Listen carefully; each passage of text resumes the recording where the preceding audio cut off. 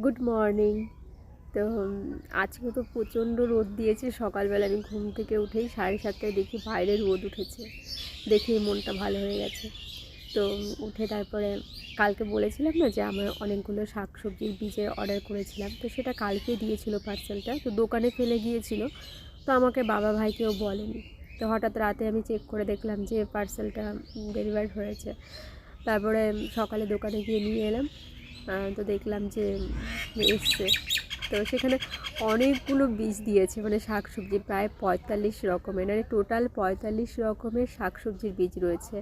মানে সাদা মূলো থেকে শুরু করে সাদা পেঁয়াজ পর্যন্ত আরও অনেক কিছু রয়েছে।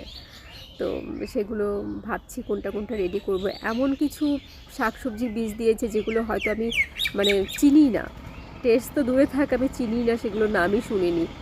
তো সেগুলো একটু সার্চ করলাম, দেখলাম অনেক কিছুই। যাই হোক, সেগুলো লাগাবো। চলুন দেখাই বীজগুলো। এসছে খুব কোয়ান্টিটি ভীষণই অল্প দিয়েছে, তবে ভালো বেশ।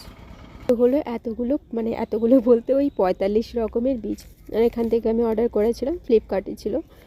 তো এখানে না দেখিয়েছিল আরও অনেক কিছু, মানে ক্যাপসিকামের 3 রকমের ক্যাপসিকাম ছিল, ইয়েলো ছিল, রেড ছিল, কিন্তু আমাকে শুধুমাত্র গ্রিনটাই দিয়েছে।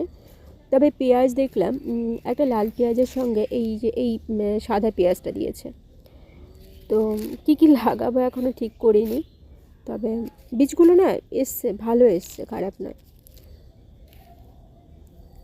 এখানে মোট 45 রকমের বীজ রয়েছে, সবজি রয়েছে, প্লাস কিছু শাক রয়েছে।